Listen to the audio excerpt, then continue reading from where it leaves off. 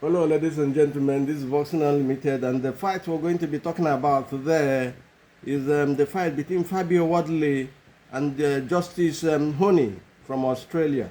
It's for the WBA Interim Heavyweight title, and we're going to be talking about the tactics and the prediction in this fight. It's a very good fight. Well, this fight was supposed to have been for Jeremy Miller and Wardley, and well, Jeremy Miller pulled out because of injuries, he attended white training, and we'll see what will happen in this fight. Huni, we know is a very good amateur fight. Was supposed to have been represented the Aussies in the Olympics, Australia in the Olympics, but for the injury he had towards the fight, very close to the fight, he couldn't go. He's turned professional. He's undefeated in 12 fights and with 7 knockouts. He's a very good fighter. On the other hand, on the side of the coin is Fabio Wardley. He's undefeated in 18 fights, 17 by knockout and 1 on draw. He's a knockout artist, so to say the least. In his last fight, we saw what he did to Frazier Clark, and it was a round one. It was a rematch of a fight they had previously, and it was scary, the kind of punch he threw. His right is something else. It's a ballistic move, intercontinental ballistic missile. And the question that comes to my mind first in this fight is, can the movement of Huni be a problem or a factor in this fight or an issue? And again, the question I ask is, has this fight come too early for Huni?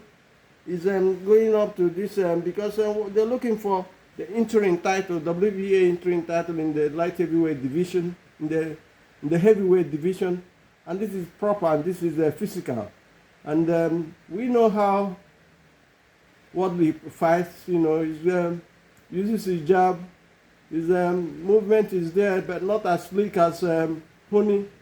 So the question we asked before is whether the Huni's movement, the kind of movement he brings to the table, will affect Fabio Wardley in this fight. We will tell you in no particular order in a bit. Huni has movement, head movement, body movement, everything. He has the slickness and everything for heavyweight. But that is not heavyweight boxing. We know how it goes. One punch changes the whole complexion of the fight. We saw it in the example we saw in the rematch with Frazier Clark, and we saw that one. We saw what happened to him. They took him to the emergency section of the hospital in Saudi Arabia on the day because of the kind of punch he had that Fabio throws. Fabio is dangerous. He's a knockout artist, no doubt in my mind about that. Fighting Huni, who is a 12-0-0, is I don't know whether it's a proper thing, but Huni is undefeated, he's a champion, and Eddie Hearn thinks he can cause problems with his movement and his boxing ability. But Fabio, at some point in the fight, will catch him with punches, and we know how the heavyweight puncher he is, you know how the concussive puncher he is, and it's going to be a problem for him. I believe this both fight is come too early for him. Whatever you think about that, it's not going to be a walk in the park for both boxers, no doubt about that. Both boxers got confident, they're confident, and it's got momentum at the moment, no doubt in my mind. And on the side, coming out from that kind of astonishing and devastating knockout of Frazier Clark, and I know that his confidence will be above the sky high. Let us see what happens. Let us see. The question again is whether the movement will cause the problem for him. Let us see how he follows it. But my advice to Fabio Wardley, is for him to use his punches. Boom, boom, his punches.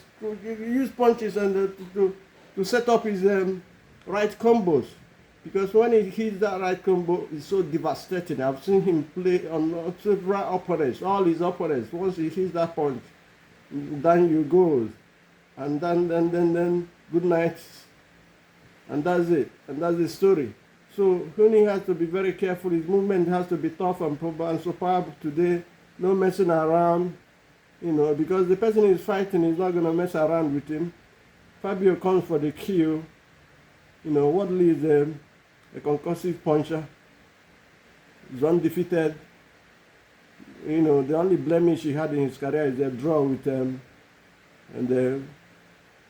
Frazier Clark, and they sorted it out with a round 1 KO, which took his opponent back to the hospital. Having said that, Huni, on the other hand, has had his best fight he had with Lerena from South Africa, who I believe probably, I believe he's a cruiserweight, but he gave him tough time. They went the 10 rounds distance, and at some point he rocked Huni to a point where his legs turned into rubber. He had to hold on and survive. That shows you the kind of heart he has. He has a good fight heart. But whether it's going to be the same with Fabio, who is a proper heavyweight, is another question altogether. I have to be honest with you. There's no doubt in my mind about that. You see, everything will depend on the style on the day. There's a big chance for both boxers, no doubt about that. But speed, distance, and space, gap, a key for a win for both boxers. And they more or less, having said this, I have to be honest with you, speed and the accuracy of punches and body punches is the key for Huni to have a chance in this fight. Mark my words. If he comes from that angle, he will slow down Fabio Wardley to a certain level. But the question is that Wardley is dangerous all the time throughout the 12 rounds of the fight. He could take you out with a punch, he could take you out with a combination of punches, and he's a big man. He's bigger. At 6'5", he's bigger than Huni, who is 6'4". But just an inch difference. But it's something as well, because his reach advantage is something else. Having said that, I have to be honest with you. It's not going to be a walk in the park for Fabio Wardley. But he's a very good fighter, and I think they can cope with the movement of Huni. I see him winning this fight easily. I have to be honest with you. Yeah, because I know Fabio Wardley can bang, and he can also take a punch as well. I don't see Huni.